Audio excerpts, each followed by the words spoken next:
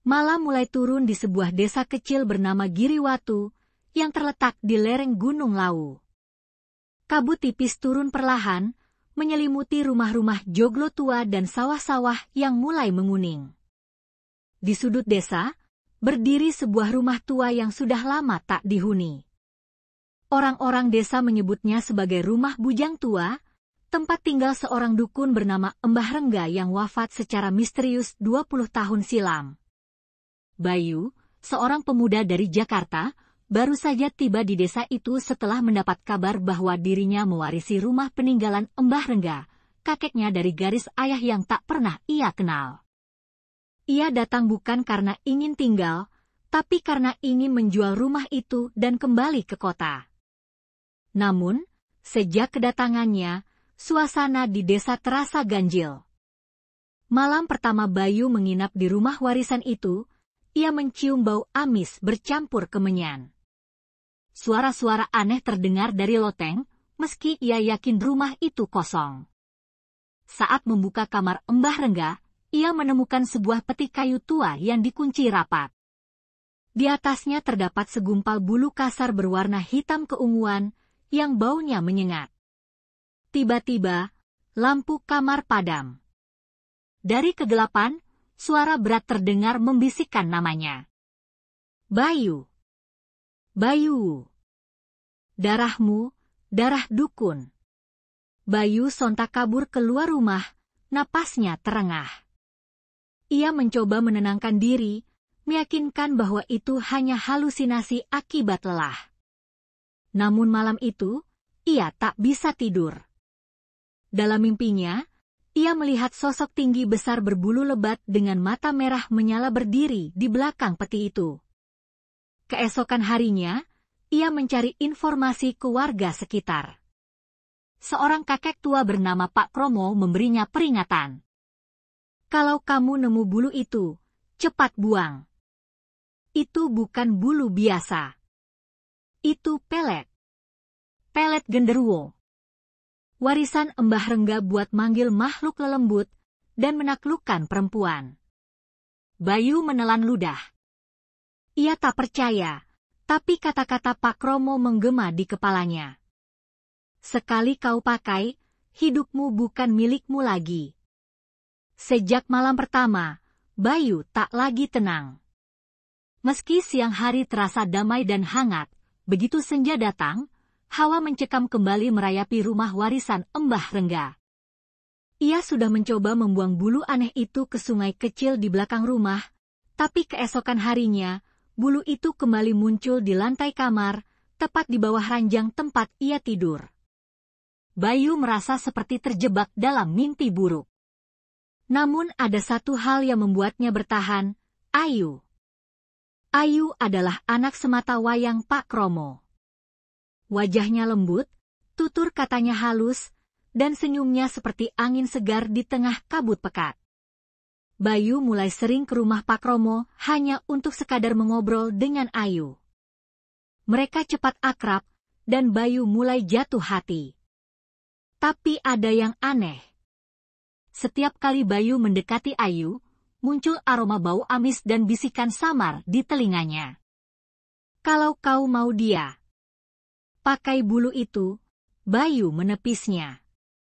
Ia bukan lelaki murahan. Tapi malam itu, malam Jumat Kliwon, bisikan itu menjadi teriakan. Keras, dalam, dan menembus kepala. Pakai. Kalau kau mau dia milikmu selamanya. Lampu rumah tiba-tiba padam. Bayu terpaku di kamar. Angin bertiup dari segala arah, dan dari loteng terdengar suara benda berat menyeret di atas langit-langit. Dengan gemetar, Bayu menyalakan lilin. Ia kembali melihat peti kayu tua itu. Kali ini terbuka sedikit. Di dalamnya, sesuatu berkilau merah.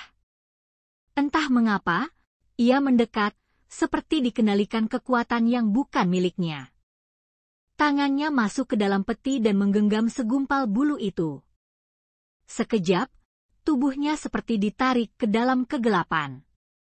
Matanya memutih. Nafasnya tercekat. Dan kemudian, semua sunyi. Ketika Bayu sadar, ia sudah berdiri di depan rumah Ayu.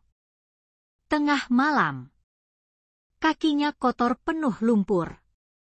Di tangannya, bulu itu tak ada. Tapi di lehernya, ada kalung benang merah yang tak ia kenal. Ia bingung, namun hasrat dalam dirinya mendesak. Malam itu, Ayu bermimpi aneh. Ia melihat sosok tinggi besar berbulu pekat, berdiri di samping tempat tidurnya, menatapnya dengan mata merah menyala. Dan di belakang makhluk itu, berdiri Bayu, tersenyum aneh, matanya kosong. Keesokan harinya, Ayu jatuh cinta. Tanpa alasan. Sudah seminggu sejak malam Jumat itu. Ayu berubah drastis, ia tak lagi malu-malu saat berbicara dengan Bayu. Bahkan, ia sering datang ke rumah warisan Mbah Rengga membawa makanan, berbicara berjam-jam, tertawa, dan sesekali menatap Bayu dengan mata yang begitu dalam. Bayu, meski menikmati perubahan ini, justru merasa cemas. Ayu tak lagi seperti gadis manis yang ia kenal. Tatapannya kadang kosong. Ia pernah melihat Ayu berdiri di belakang rumahnya tengah malam, menghadap hutan, bergumam dengan bahasa yang tak ia mengerti. Dan setiap malam Jumat, bulu hitam itu kembali ke bawah ranjang, seolah meminta digunakan lagi. Bayu, aku ingin tinggal di sini, denganmu, bisik Ayu pada suatu malam, memeluk Bayu erat. Ayah tak mengerti kita. Tapi aku tahu kamu ditakdirkan untukku. Bayu mulai ketakutan. Ia yakin perasaannya terhadap Ayu nyata, tapi perasaan Ayu? Itu hasil dari bulu terkutuk itu, bukan? Ia mencoba menceritakan semua pada Pak Kromo. Tapi saat ia menyebut soal bulu dan peti tua, wajah Pak Kromo langsung pucat. Astaga, jadi benar dugaan saya. Kamu sudah memanggil dia. Siapa, Pak? Genderuwo itu, penjaga ilmu pelet warisan mbahmu. Siapapun yang menggunakan bulu itu, akan diikat jiwanya. Bukan cuma perempuan yang jadi tergila-gila. Tapi si pengguna juga akan kehilangan kehendak. Kamu pikir kamu bebas? Tidak, Bayu. Sekarang kamu sudah dicengkeram. Bayu mulai gemetar. Lalu bagaimana saya menghentikannya? Kamu harus mengembalikan bulu itu ke tempat asalnya, pohon watu petung di puncak Gunung Lawu. Tapi hati-hati. Kalau kau ragu, dia tidak akan membiarkanmu hidup. Bayu memutuskan, malam itu juga ia akan mengakhiri semua ini. Ia menggali peti kayu itu, mengambil bulu tersebut, dan membungkusnya dengan kain kafan bekas yang ia temukan di kamar Mbah Rengga. Namun sebelum ia melangkah keluar rumah, Ayu sudah berdiri di depan pintu. Wajahnya pucat. Matanya merah. Dan di belakangnya, berdiri sesosok makhluk tinggi besar, berbulu, dengan taring tajam yang meneteskan darah. Kamu mau meninggalkan aku? Suara Ayu terdengar lebih seperti erangan makhluk gaib daripada manusia. Langit mendung menggelayut ketika Bayu memulai pendakian ke puncak Gunung Lawu. Ia tak sendiri. Pak Kromo, meski sudah renta, memaksa ikut. Menurutnya, ritual pemulangan bulu genderuwo tak bisa dilakukan sembarangan. Harus tepat di bawah pohon watu petung, sebelum matahari terbit di hari Jumat Kliwon. Jika terlambat, bukan hanya pelet yang menguat, tapi makhluk yang terikat padanya akan lepas sepenuhnya. Mereka memulai perjalanan tengah malam, melewati jalur setapak yang jarang dilalui orang. Hutan terasa lebih gelap dari biasanya, seolah menolak kehadiran mereka. Burung hantu melolong, dan dari kejauhan, suara geraman rendah terdengar, seperti binatang besar yang mengikuti mereka. Jangan berhenti. Jangan lihat ke belakang, kata Pakromo tanpa menoleh. Bayu terus melangkah, meski kakinya gemetar. Di dadanya, kain kafan berisi bulu genderuwo terasa panas. Seperti menyala di dalam ransel. Di tengah perjalanan, Bayu mulai melihat hal-hal aneh. Sosok Ayu berdiri di kejauhan, menangis, memanggil namanya. Ia tahu itu bukan Ayu, tapi ia nyaris tergoda. Matanya merah, rambutnya kusut, dan tubuhnya perlahan berubah menjadi makhluk tinggi berbulu. Pakromo membacakan doa-doa pelindung, menabur garam dan bunga setaman. Sesaat, gangguan itu menghilang. Tapi Bayu tahu, makhluk itu masih mengintai. Semakin mereka mendekati puncak, hawa semakin dingin dan sesak. Nafas mereka berat, tapi mereka tak bisa berhenti. Menjelang subuh, mereka sampai di sebuah dataran terbuka. Pohon besar dengan batang berwarna keabu-abuan berdiri di tengah, akarnya menembus batu besar berlumut, itulah pohon watu petung. Letakkan bulu itu di bawah akar, lalu siram dengan darahmu. Kalau dia datang, jangan lari, bisik Pakromo. Dengan tangan gemetar, Bayu membuka kain kafan. Bulu itu kini tampak seperti makhluk hidup, bergerak perlahan, berdenyut seperti jantung. Ia menggigit jarinya, darah menetes ke atas bulu itu. Tiba-tiba, suara tawa bergema di seluruh hutan. Kau kira semudah itu, Bayu? Tanah bergetar. Pohon-pohon berdesir liar. Dan dari balik kabut, muncul makhluk itu. Genderuwo. Wajahnya hitam legam, tubuhnya seperti gorila raksasa yang penuh bulu, matanya menyala merah. Taringnya menjulur panjang, dan tangannya memegang kepala rusa yang masih meneteskan darah segar. Kau pakai aku, lalu buang seenaknya? Tidak semudah itu, cucu Rengga. Bayu berdiri terpaku. Tubuhnya tak bisa bergerak.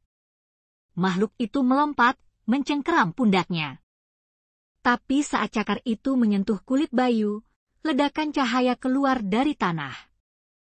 Pakromo membaca doa keras-keras, mencampur darah ayam hitam ke dalam tanah, dan membakar kemenyan. Genderuwo itu meraung. Bulunya terbakar, dan ia mencengkeram dada, berusaha bertahan.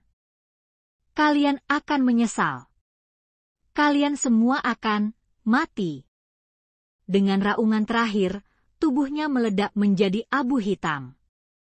Bulu itu menghitam, lalu berubah jadi debu dan lenyap tertiup angin. Bayu jatuh terduduk, napasnya tersengal. Sudah selesai, tanyanya lirih. Pakromo hanya menatap langit yang mulai terang. Untuk sekarang, iya. Tapi darahmu telah dikenal. Dan mereka tak pernah benar-benar pergi. Matahari pagi menyinari lereng Gunung Lawu saat Bayu dan Pakromo turun dengan langkah letih namun lega. Bulu genderuwo telah dimusnahkan, dan makhluk yang menghantui Bayu selama berminggu-minggu telah kembali ke alamnya. Setidaknya, itulah yang mereka pikir. Namun, ketika mereka kembali ke desa Giriwatu, suasana terasa tak biasa. Penduduk menatap Bayu dengan pandangan takut. Seolah ada yang berubah dari dirinya. Bayu tak mengerti. Sampai malam hari tiba. Di cermin kamar warisan Embah Rengga, Bayu melihat sesuatu. Pantulan dirinya tidak seperti dirinya. Matanya sedikit merah. Guratan di bawah kulitnya tampak gelap, seperti akar yang menjalar. Kenapa aku masih merasa dia ada dalam aku? Gumam Bayu. Malam itu, Ayu datang. Ia tampak sehat, tapi lebih pucat dari sebelumnya. Ia memeluk Bayu tanpa bicara. Tapi saat Bayu menyentuh tangannya, kilasan kilat muncul di pikirannya, ritual tua di dalam hutan, sosok Mbah Rengga memanggil genderuwo. dan bayi merah kecil yang digendong ke arah altar. Itu, aku, desis Bayu. Ayu mengangguk, air mata menetes dari matanya. Kamu bukan hanya cucu Mbah Rengga. Kamu adalah perjanjian. Bayu mundur. Jantungnya berdetak kencang. Apa maksudmu? Mbah Rengga membuat perjanjian supaya ilmu peletnya tak hilang setelah mati. Ia tanamkan warisan itu ke dalam darah keturunannya. Dan kamu adalah tuan rumah baru untuk kekuatan itu. Bayu terdiam.